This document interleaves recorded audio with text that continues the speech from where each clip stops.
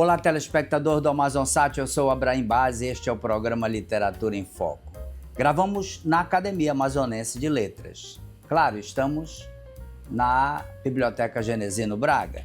Recebo hoje com muito prazer a professora doutoranda Diene Vieira dos Santos. Vamos falar de trabalho e vida urbana num período muito importante.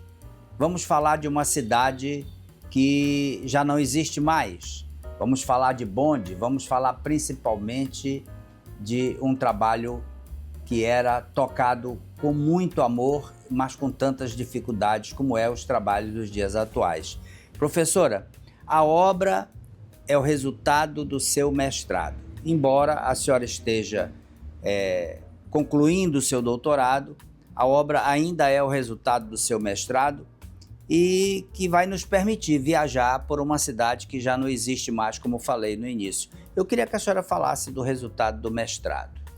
Então, esse livro ele é resultado da minha dissertação de mestrado, intitulado Trabalho e Vida Urbana, Motoristas e Condutores de Bondes em Manaus, no período de 1899 a 1930. Por mais que ele seja resultado da minha dissertação de mestrado, ele não começou ali. Ele começou bem antes, então é um tema que me acompanha desde a graduação. Na graduação eu tive a oportunidade de fazer 2 projetos de iniciação científica, sob a orientação da professora Maria Luísa Ugarte Pinheiro, e ali naquele momento inicial, mapeando as fontes de pesquisa, fazendo a leitura da bibliografia relacionada ao tema, foi que eu consolidei ali as discussões sobre os mundos do trabalho e dos trabalhadores, e segui no mestrado, e hoje muito feliz aí com o nosso livro Trabalho e Vida Urbana em Manaus. Bom, esse trabalho lhe permitiu conhecer uma cidade que você nasceu, porém não viveu, um período muito lá atrás. E como foi esse encontro, ou este reencontro com esta cidade que você nasceu, mas não conheceu e que existiu? Me fale dessa emoção. Então, eu sou historiadora social, na História Social do Trabalho. Eu busco, nas minhas pesquisas, trazer uma cidade vista de baixo, uma cidade vista por meio de uma outra perspectiva, que não aquela que geralmente a história oficial, vamos assim dizer, conta, né? A história dos grandes monumentos, né? Mas eu quis aqui trazer a história de 2 categorias profissionais que eles contribuíram com esse grande progresso que a gente teve nesse período do início da República em Manaus, né? E vivenciaram a cidade, vivenciaram esse processo de implantação, de desenvolvimento dos bondes elétricos, que ficou conhecido como um dos principais símbolos da modernidade.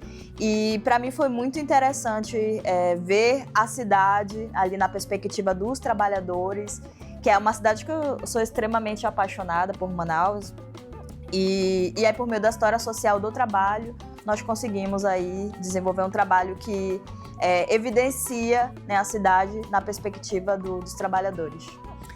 De fato, havia uma certa indiferença a esses trabalhadores.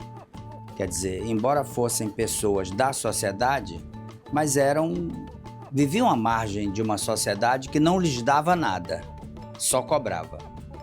Nós estamos falando de 2 categorias de profissionais que nasceram com aquele transporte, né, com o instrumento de trabalho que era o bonde.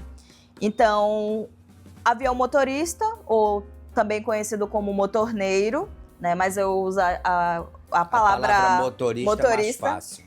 Que aí é mais fácil da gente até relacionar. Geralmente costumamos comparar com o que seria hoje um motorista de ônibus. E havia também o condutor. A tarefa do motorista era dar arranque nos bondes, conduzir o veículo, fazer as paradas, enquanto a do condutor era organizar ali o ambiente interno do transporte, fazer as cobranças, né? A passagem custava R$200 na época.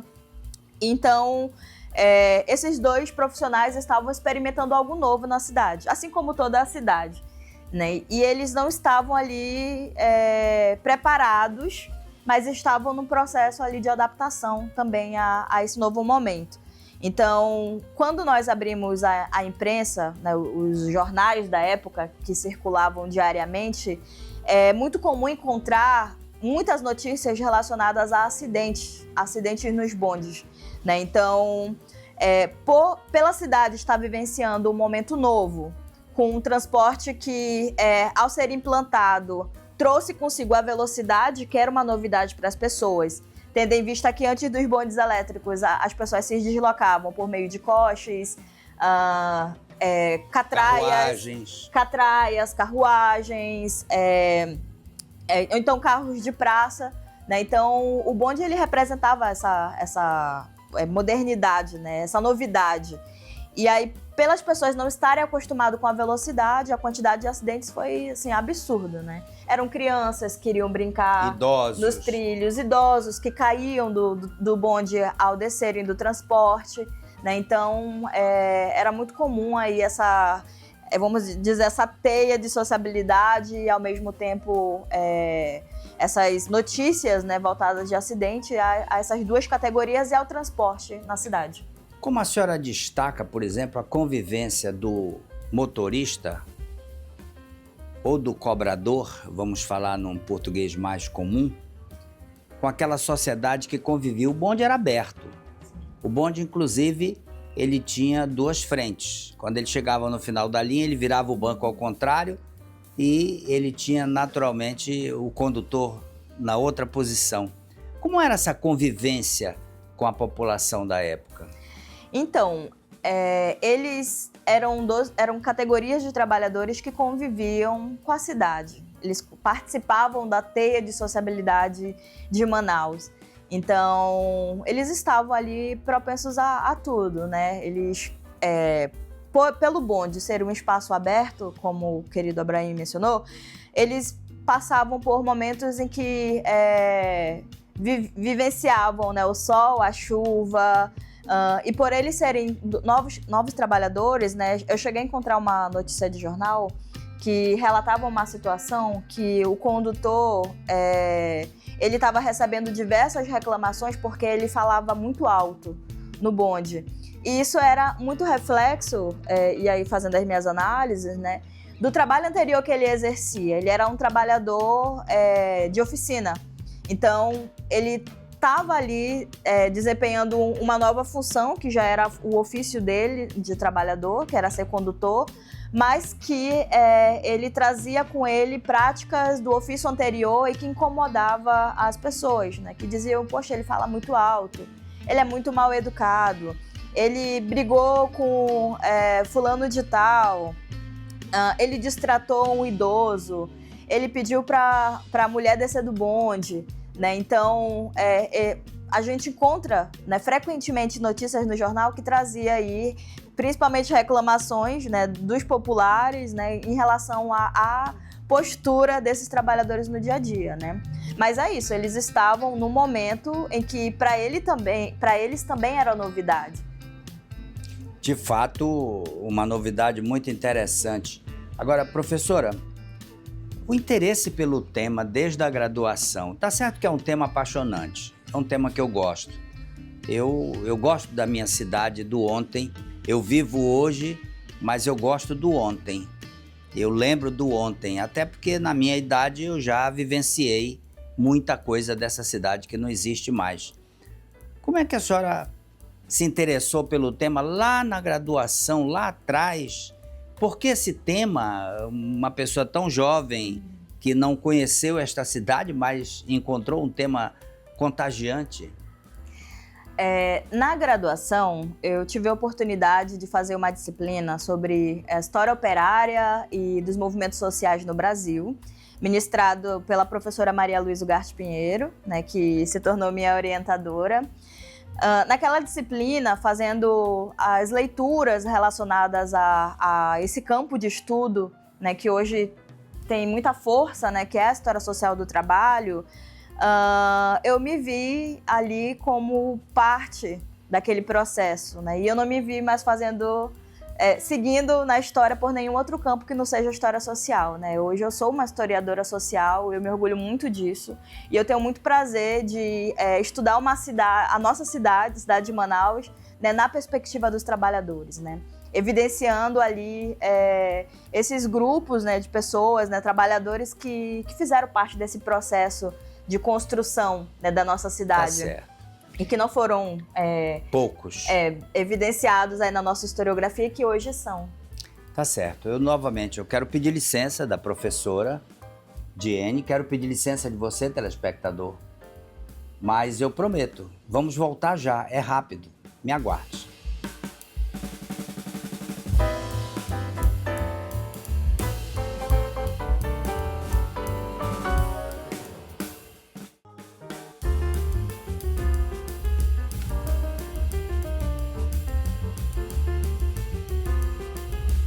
Estamos de volta, é o segundo bloco do programa Literatura em Foco. Claro que eu recebo hoje, prazerosamente, a minha colega historiadora, que recentemente ingressou nas fileiras do Instituto Histórico Geográfico, Diene Vieira dos Santos, que está se preparando para a defesa do seu doutorado. Professora, falando em IGA, a emoção da sua posse no Instituto, no qual eu tive a honra e o prazer de presidir a sessão. Me fale um pouco dessa conquista. É uma conquista que muitos historiadores gostariam de estar sentado conosco lá. Para mim foi uma grata surpresa ser empossada no Instituto. Primeiro ser eleita no dia 10 de agosto de 2024 e mais recentemente ser empossada no dia 25 de abril. São duas datas que eu vou guardar assim para sempre. Porque me marca enquanto historiadora compor os quadros de sócia efetiva da nossa casa aqui no Amazonas, que é o Instituto Geográfico Histórico no Amazonas. E hoje eu me orgulho mais ainda por ser a sócia mais jovem desse espaço e ser mais uma mulher que compõe também o nosso quadro. Hoje nós somos 13. Né? E poder dizer que eu estou na mesma casa que a professora Marilene Correia, a professora Rosa Brito, Márcia Perales, né? Para mim é motivo de muito orgulho, né? Que são pesquisadoras, acadêmicas, que eu busco me inspirar, né? Enquanto jovem pesquisadora e historiadora aqui da nossa cidade. Tá certo. E nós também, que estamos lá há mais tempo, tivemos o orgulho de recebê-la.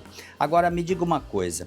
Esse estudo, ele no passado teve um pouco esquecido, mas de 30 anos para cá, o estudo do trabalhador, do homem, do ser humano que estava esquecido, está em evidência, está? E nesses 30 anos, muita gente tem trabalhado, inclusive a professora doutora Heloísa Helena tem trabalhado muito esse tema. Me fale desse avanço de 30 anos para cá. É uma excelente pergunta, porque nos permite fazer aqui um diálogo a respeito da nossa historiografia amazonense. Eu vou focar aqui na nossa história local, né? A partir dos anos 80, historiadores formados, né, pela universidade, né, tiveram ali um interesse despertado pelos mundos do trabalho, né, dos trabalhadores.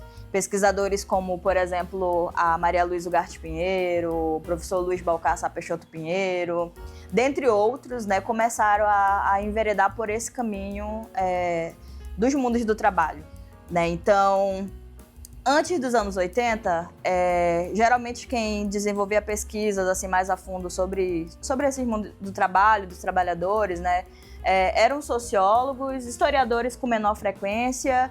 E a partir dos anos 80 houve essa guinada, né? E hoje nós damos continuidade aí, e é importante que se diga, né? Hoje com mais, vamos assim dizer, força, né? Com a implantação do programa de pós-graduação em História na UFAM. Né? A quantidade de trabalhos, né, que tem focado sobre a história social do trabalho é gigantesca, né? E hoje a gente tem uma historiografia, né, riquíssima no Amazonas, né? Então, hoje, além dos motoristas e condutores, nós temos pesquisadores que investigam sobre os carvoeiros, sobre os catraieiros, sobre os estivadores, sobre os chofés, aliás, boieiros. a a nossa professora doutora Ugarte tem um trabalho belíssimo, né? Cidade Sob os Ombros, que fala dos trabalhadores do Sim. porto.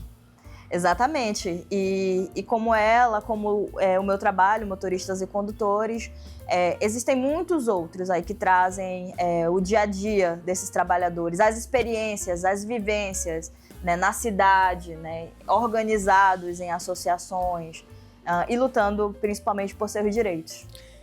De fato, a pesquisa baseou-se em jornais. E sabemos das nossas dificuldades dos jornais. Infelizmente, muitos jornais se perderam e alguns estão se perdendo, se acabando, com dificuldades inclusive de manuseio. Como foi que a senhora encontrou esses jornais, inclusive buscando fora do estado do Amazonas? Então, as minhas principais fontes de pesquisa são os jornais. Dentro dos jornais, né, os jornais operários, são jornais que eram escritos por trabalhadores, para trabalhadores, são jornais que hoje compõem o acervo do Laboratório de História da Imprensa no Amazonas. Então, complementando ali as discussões dos jornais operários, né, utilizei também os jornais comerciais, jornais de grande circulação, né, ou melhor, de circulação diária na cidade. E a forma de acesso a esses jornais foi por meio do Instituto, né, Instituto Geográfico Histórico do Amazonas, a Biblioteca Pública e o Arquivo Público, né? São espaços que eles guardam, né, essa nossa preciosidade, né? Uma das formas de nós conseguirmos ter acesso ali àquele momento histórico, né? Então, eu, enquanto historiadora, né, de um período que é o início da República, para mim, poder trabalhar com os periódicos, né, além dos jornais, aqui é importante que se diga as revistas, almanaques, nos possibilita poder, né, ter um contato ali direto com aquele momento. Né? Então, aí entra, né, nós, enquanto historiadores, na análise, em diálogo sempre com outras fontes. Né? Então, além dos jornais, outros documentos que eu pude utilizar na minha pesquisa foram os estatutos das agremiações que os trabalhadores puderam participar.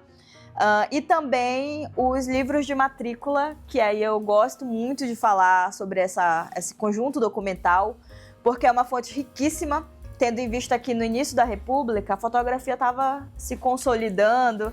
Então, por meio dos livros de matrícula, eu consigo ter acesso às imagens, né, à fotografia dos trabalhadores. Né? Isso, para mim, é riquíssimo. Poder ver eles, né? Quem eram aqueles trabalhadores que estavam ali no exercício do seu ofício lá nos anos de 1900, 1910. E que viviam à margem da sociedade. Sim. Agora, professora, a socióloga Márcia de Paula Leite define muito bem a greve, que é um tema hoje em pauta.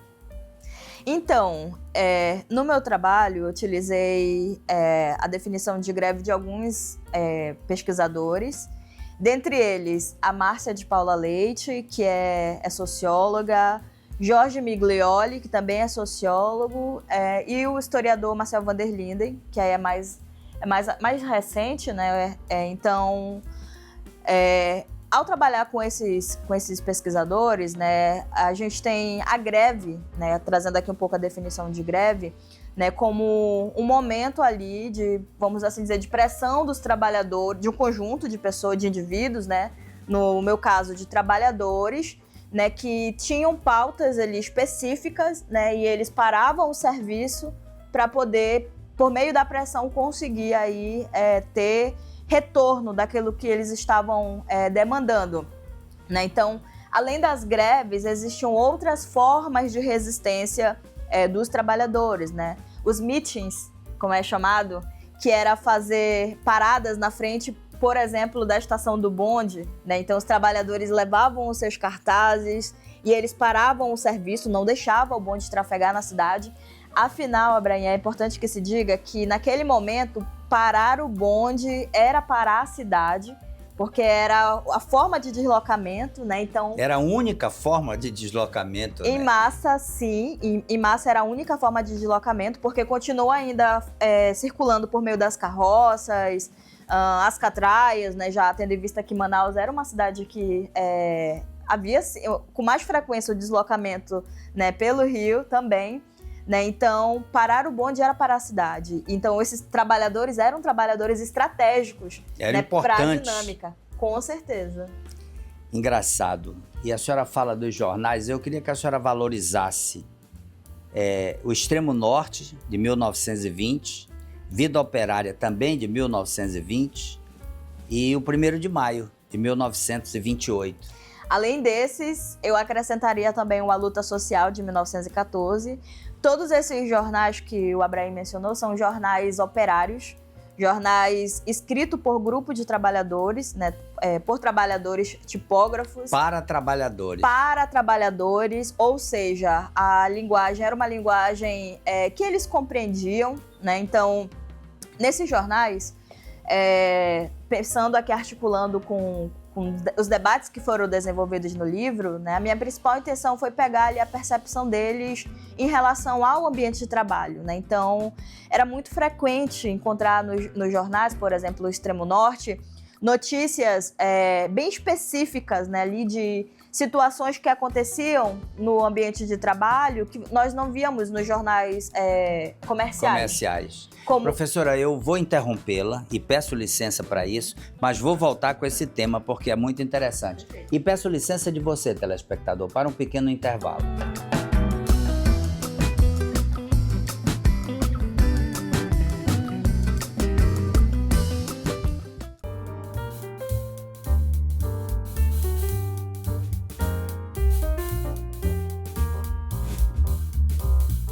Voltamos, é o terceiro bloco do programa Literatura em Foco e eu, com muito prazer, recebo a professora doutoranda Diene Vieira dos Santos, membro agora do Instituto Histórico Geográfico do Amazonas. Professora, vamos continuar falando desses jornais, porque são jornais operários e quando a gente fala de jornais, poucas pessoas têm acesso ao jornal operário, a não ser que seja um universitário, aluno da UFAM e tal.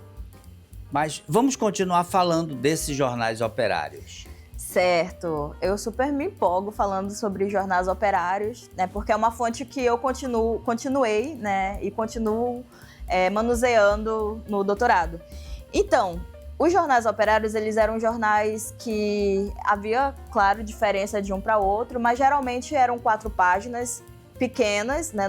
Tabloides, os famosos tabloides. No Instituto Geográfico Histórico nós temos alguns exemplares, né? Por exemplo, Federação Marítima ou Folha Marítima. Então eram jornais geralmente pequeno, 4 páginas, 3 colunas, e nessas colunas haviam ali várias, vamos assim dizer, sessões, né? Que discutiam aí sobre o cotidiano, tinha propaganda também, né? Muito interessante. Mas aí, trazendo aqui para a discussão o que nós estávamos falando no bloco anterior, nesses jornais, né, trazendo para o trabalho e vida urbana, era muito comum encontrar situações que geralmente nós não víamos nos jornais comerciais, né, do cotidiano desses trabalhadores ali, né, no exercício do ofício, né? Então, eles sozinhos é importante que se diga, quando eles iam levar ali as suas demandas, né, para a concessionária, na época Manaus Highway e depois Manaus Tramways, eles sozinhos, o retorno deles era, infelizmente, a demissão. Agora, eles reunidos, e isso foi uma das motivações para eles se organizarem em associações, eles reunidos, não havia, pelo menos boa parte dos momentos, demissões em massa. Né? Então, era uma forma de pressão do trabalhador para o patrão para poder eles terem ali retorno ao que eles estavam solicitando. Né? Então, é importante que eu mencione um pouco sobre essa articulação deles, né, organizados, porque isso era o que aparecia com muita frequência nos jornais operários, né? No Extremo Norte, no Vida Operária de 20 e na edição especial de 28. E era uma linguagem própria, né? Sim. Era uma linguagem adequada para aquelas criaturas que estavam ligadas diretamente ao processo. Agora, professora, além da UFAM, além da Universidade Federal do Amazonas, existem outros campos onde se pode buscar esses jornais? Sim, existem. Muitos deles estão hoje disponíveis na hemeroteca digital da nossa Biblioteca Nacional, então você pode acessar de casa muito facilmente. Eles também estão disponíveis nos nossos acervos locais. E aqui no Amazonas é importante mencionar, né, novamente o IGA, que é hoje a principal casa que reúne a maior quantidade de acervo do Amazonas, né? Então, tanto jornais comerciais como os jornais operários, mas também as revistas, né? Aqueles folhetos, né? Boletins. Então, além do IGA, nós temos a Biblioteca Pública, temos o nosso Arquivo Público do Estado do Amazonas, e aí na Unicamp nós temos também disponíveis lá alguns jornais operários do Amazonas, né, e também na nossa Biblioteca Nacional, né, do Arquivo Nacional no Rio de Janeiro. Nós temos aí um conjunto riquíssimo, né, de jornais operários que tratam, né, da questão da cidade de Manaus. Interessante como é que esses exemplares acabam saindo daqui, que circulavam aqui, e acabam indo para universidades fora de Manaus. Agora, professora, e as dificuldades? Me fale das dificuldades rapidamente, porque esse bloco é muito curto. Então, é muito difícil. Nós, enquanto historiadores, nós temos que, na verdade, irmos para os arquivos e buscar esses documentos para, a partir desse momento, né, que nos interessa, tornar eles fontes de pesquisa. Né? Então, não é algo que a gente encontra pronto. Né? É um processo de pesquisa, de investigação, e, para mim, é o momento mais gostoso de todo esse processo de pesquisa, né? A busca desses documentos. Né? Então, hoje, por exemplo, eu trabalho com um conjunto documental de processos criminais que estão disponíveis no acervo do Tribunal de Justiça do Amazonas. Né? Então, é você indo, manuseando esses documentos, né, que a gente vai conseguindo ali visualizar, né, possibilidades de trabalho. Né? Mas não é fácil, é importante que se diga. Hoje a gente se depara com acervos que ainda não estão completamente organizados, né? Então isso acaba que dificulta um pouco o nosso papel, né, de ofício de historiador. Né? Mas é um cenário que está se mudando, é importante que se diga. Né? Hoje a hemeroteca é um espaço riquíssimo que de casa nós conseguimos ter acesso aí a um conjunto valioso de títulos de jornais. Né? Então é um processo árduo, mas para alguns, como é meu caso, um processo prazeroso. E no tribunal, isso tem sido fácil? No tribunal, lá existe um catálogo que mapeou, né, a maioria dos processos. Né, os mais importantes? Todos, organizados por período. Então, no meu caso, sou uma historiadora que se debruça no período do início da República. Né? Então, não tive muita dificuldade de acesso ao catálogo. E aí, quando você recebe as caixas, vem caixas, né? Aí você precisa manusear os processos para poder identificar eles. Né? Tá então, certo. Assim que funciona. Eu quero pedir licença da professora doutoranda Diene Vieira dos Santos, mas quero chamar a atenção de você, telespectador, porque esse é um momento importantíssimo para você. Você agora vai ter a dica literária. Vale a pena conferir.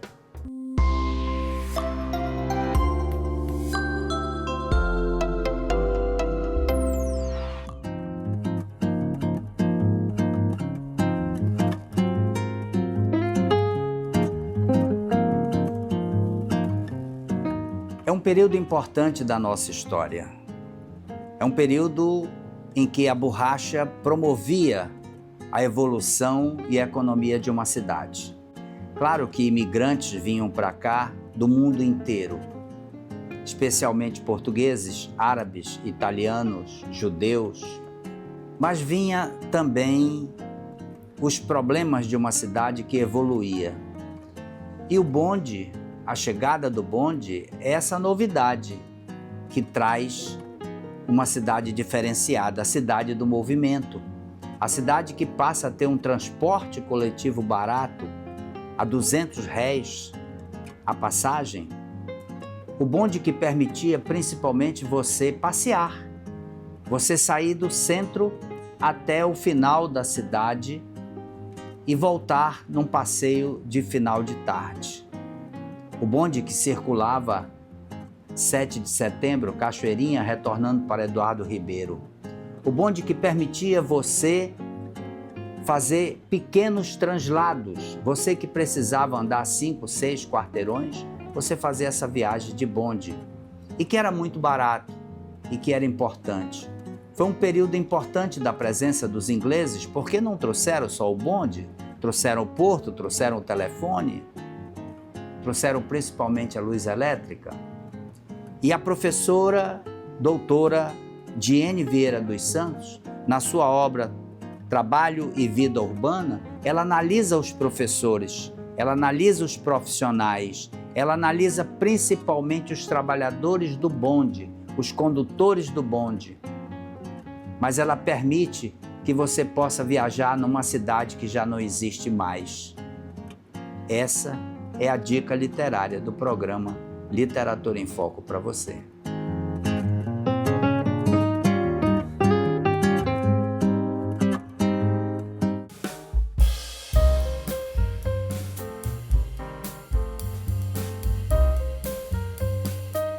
Estamos de volta, é o quarto bloco do programa Literatura em Foco e eu sei que você está gostando porque você está viajando na história de uma cidade que não existe mais. Eu recebo hoje, com muito prazer, a minha colega historiadora, professora, doutoranda Diene Vieira dos Santos. Diene Vieira dos Santos. Claro que vamos continuar falando dos nossos bondes. Bondes que saíram de Manaus, que a Manaus da época perdeu para um museu no Rio de Janeiro. Professora, conte um pouco da história desses bondes. Vamos fazer o telespectador viajar nessa cidade que ele não conhece? Hoje, muitas pessoas não sabem, né, que Manaus já teve bonde elétrico.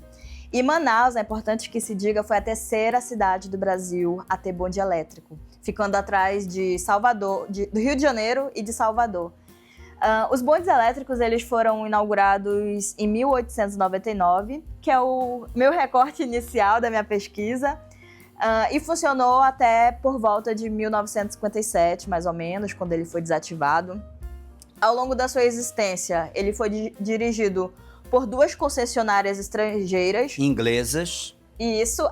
A primeira foi norte-americana, uma empresa dos Estados Unidos, chamada Manaus Highway, e depois a empresa inglesa, que foi a que ficou por muito tempo, que foi a Manaus Tramways, né? Então, houve essa troca ali por volta de 1907, 1908, fruto de muitas reclamações. As reclamações eram quase que diárias do serviço mesmo. Prestação de serviço. Oferecido na cidade, exatamente. Estava havendo muito acidente, então não havia nenhum controle da parte da empresa, né? Mas o bonde, ele, quando ele nasceu, né, quando ele passou a existir aqui em Manaus, ele já nasceu se tornando um dos principais símbolos da modernidade, né? Manaus era uma cidade que estava vivenciando um momento de crescimento, né? Nós tínhamos a nossa economia gomífera que estava em processo de expansão, né? Então a cidade se beneficiou, né, desse período Havia histórico. muitos recursos, né? Havia recursos, exatamente, né? Então Manaus tinha várias linhas de bonde, né? As linhas que iam até bairro de Flores, que hoje a gente pode se localizar onde há a rodoviária, a nossa Arena da Amazônia, né? Ali era o limite da cidade de Manaus. Famosa BR-17. BR-17, é isso mesmo. E então, os bondes faziam parte da dinâmica da cidade, né? Vieram naquele momento para ficar, né? Então, foi o primeiro transporte, vamos assim dizer, coletivo de massa, né? Onde mais de, eu vou jogar por alto aqui, né? 10, 15, 20 pessoas, né, trafegavam no mesmo espaço, né, e se deslocavam mais facilmente. E com a vinda do bonde elétrico veio também a velocidade, né, e veio essa novidade, né, então as pessoas precisaram se adaptar a esse novo momento histórico que a cidade estava vivenciando, né. Então o bonde, ele representou isso, representou uma novidade, representou o progresso para essa cidade que estava se desenvolvendo, representou o desenvolvimento, né? Então foi muito importante. 2 linhas são importantes nesse processo. Queria que a senhora falasse dessas 2 linhas, inclusive uma que nos finais da tarde permitia com que famílias fossem até o final da linha. Me fale dessas duas linhas. Antes de Flores. falar sobre essas duas linhas, é importante que se diga que o bonde ele era um espaço de sociabilidade. Então, finalzinho de tarde, geralmente os meninos iam paquerar as meninas ali por meio do bonde, pagava R$200, entrava no bonde, ficava circulando na frente da casa das mocinhas. Então, era muito comum encontrar notícias de jornais que relatavam essas situações. E como o Abraim mencionou, o limite dessas linhas era o bairro de Flores, né? Então, a princípio, o deslocamento não começou deslocando pessoas, começou deslocando cargas, né? E depois começou o deslocamento de pessoas. Como era a parte mais distante da cidade, né? Que hoje é o nosso centro da cidade, era um lugar que a maioria dos trabalhadores trabalhavam ou moravam e depois precisavam muitas das vezes se deslocar, né, para a região central, né, para trabalhar. Então, era, vamos assim dizer, um bairro periférico, né, da cidade. E as pessoas, né, era também um lugar que reunia muitos igarapés na cidade. Manaus, um dos nossos maiores lazer, né, da cidade, né, era poder, final de semana, reunir os familiares e ir para esses arrabaldes, né, para os banhos. Aproveitar os banhos, exatamente. E Flores tinha muitos igarapés, né, que recebia esse tráfego de pessoas. Haviam também campeonatos de futebol, né, então era um lugar muito movimentado, né, então o bonde ele era ali fundamental, né. Já as outras linhas que tinham circulação, tinham mais viagens diárias, né, que estavam localizadas mais aqui na zona central, tinha essa função para além do deslocamento ali de pessoas de um lugar para outro, né? Como, por exemplo, o que eu acabei de mencionar aí das paqueras, né? Que era muito comum. 22 de setembro de 1894, através da Lei nº 79, o governo autoriza a contratação das primeiras linhas de bonde. Eu queria que a senhora falasse, inclusive, aquela que circulava até o reservatório e voltava. Então, essa articulação para implantar o bonde começou bem antes da sua própria implantação, claro, né? Por volta de 1894, 1895, né? Foi no governo de Eduardo Ribeiro que houve esse projeto de implantação desse novo transporte coletivo. Em 1896, começou a circular na cidade o bonde de tração a vapor. Então, antes do bonde elétrico, já havia o bonde de tração a vapor, né? Qual era a principal função dele? Né? Deslocar cargas. Então, antes de haver o bonde elétrico, em 1899, 1896, nós tínhamos aí o já bonde a vapor. O bonde a vapor. Com a implantação do bonde elétrico, inicialmente não começou o bonde fazendo as suas viagens diárias em todas as suas linhas. Eu não saberia mencionar agora todas as linhas, né? Mas não eram muitas. Mas ele começou a fazer as linhas que levavam as pessoas, né, para os principais lugares de Manaus, né? Então, nós tínhamos aqui o Teatro Amazonas, né, recém-inaugurado, um espaço extremamente importante de sociabilidade, principalmente da nossa elite manauara. Haviam os igarapés, né, no bairro de Flores. Tínhamos outros espaços culturais, né, de teatro Alcazar, né, que era um espaço, inclusive, Cine Politeama, que eram espaços muito frequentados, né, pela classe trabalhadora local, pelos populares de forma geral, né? Então, professora, como é que a senhora encontrou essa cidade? Claro que isso não foi o tema da sua pesquisa era o bonde, mas a senhora acabou penetrando nessa cidade sem querer. Como era que a senhora encontrou essa cidade que convivia a parte comercial com a parte residencial? Era uma cidade que convivia ao mesmo tempo. Como é que a senhora encontrou essa cidade? Então, nós temos uma cidade que as atividades eram muito concentradas num lugar, que hoje é a nossa região central, né? Tudo gira em torno... Quando fala centro de Manaus, a gente pensa que tudo gira em torno aqui da Avenida Eduardo Ribeiro, ou da Ramos Ferreira, das ruas, né, adjacentes. Então, é uma cidade que havia moradia nesses lugares centrais, né?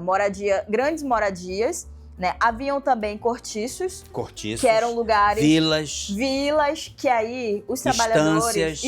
Os trabalhadores que precisavam, por exemplo, estar cedo no trabalho, como é o caso dos motoristas e condutores, e que moravam longe, né? Eles precisavam efetuar residência aqui mais próximo, né?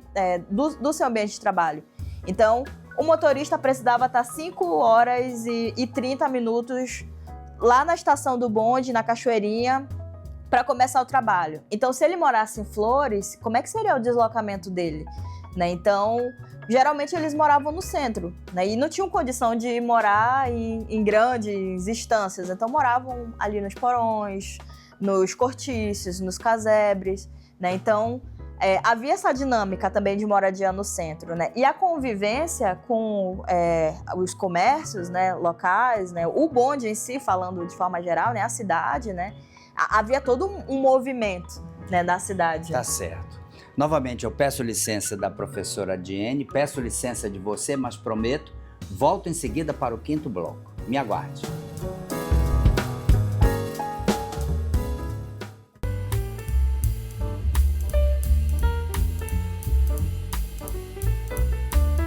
Estamos de volta, é o 5º e último bloco do programa Literatura em Foco. Eu gravo hoje com a doutoranda, professora, historiadora, Diene Vieira dos Santos. Claro que falamos da sua obra, trabalho e vida urbana de um período importante, um recorte importante que ela fez.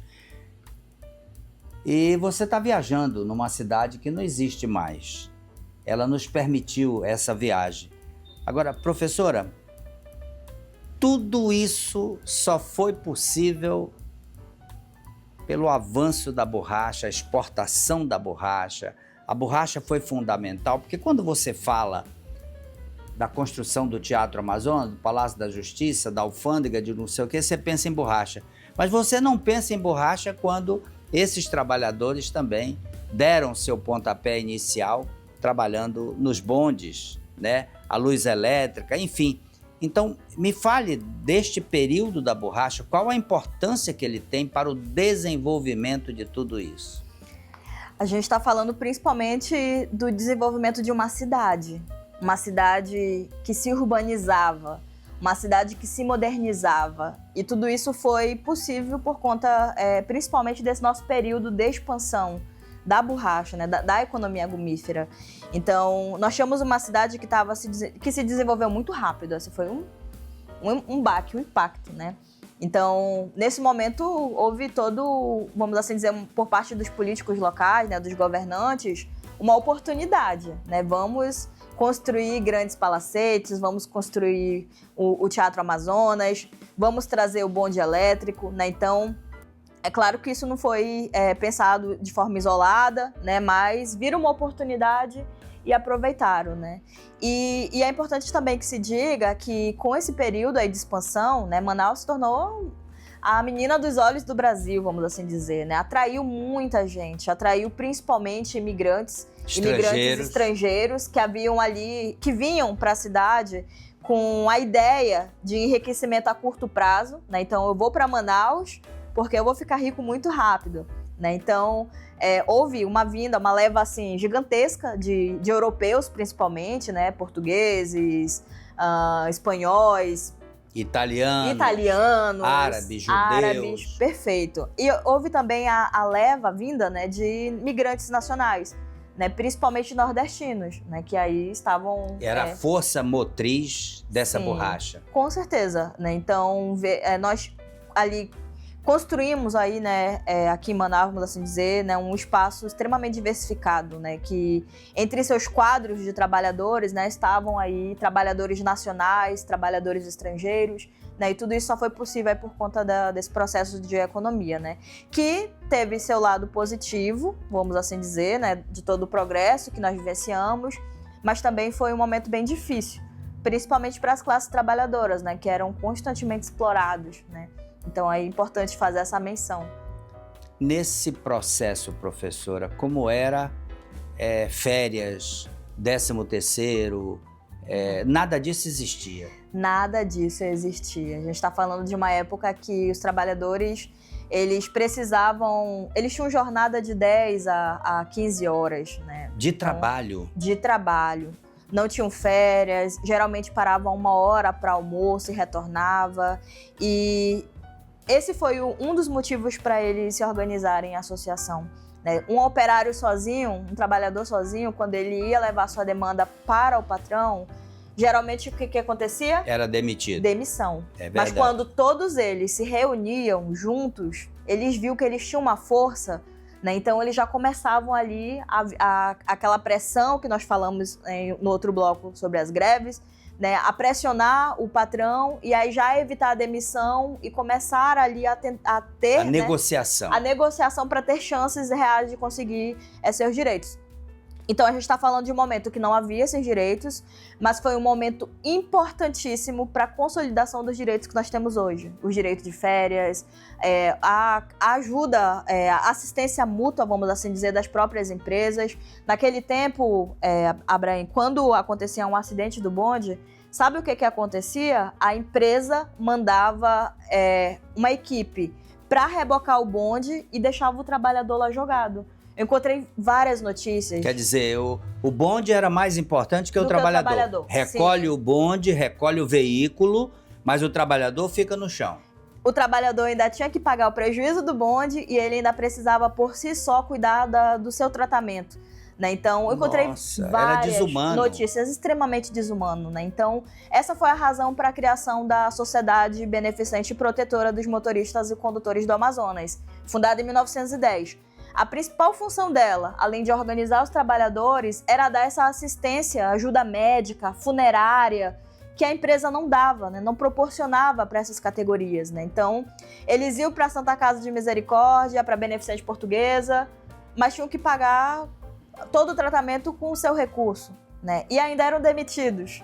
Né? Então, era uma situação precária. Né? Então, é importante que se diga, muito dos direitos que a classe trabalhadora tem outra, é fruto de luta de trabalhadores que lá atrás, né, por meio de muita resistência, né, conseguiram conquistar. Né? Então, importante. Agora, professora, doutorando, tá à porta defesa, me fale da defesa, o assunto que a senhora está levando.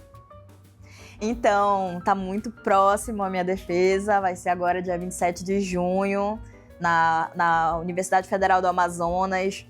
A minha tese, ela continua dentro do campo do mundo do trabalho, dos trabalhadores, só que agora focada nas agremiações, né? Então, eu falo sobre a cultura associativa e a formação das primeiras organizações de trabalhadores. E eu trago, inclusive, principalmente essa discussão que eu apresentei para vocês agora há pouco, né, da formação dessas organizações. O que motivava os trabalhadores a se organizarem? O que isso contribuiu? O que contribuiu era ter um espaço para organizar lazer, para organizar e beneficiar, proporcionar aos trabalhadores ali a assistência mútua, né, em casos de acidentes, em casos de demissão, auxílio funerário. Né? Então, eu faço essa discussão dessas organizações com características mutualísticas, com características de resistência. Né? Então, eu falo ali do início, né, dos nossos primeiros sindicatos na cidade. Tá certo.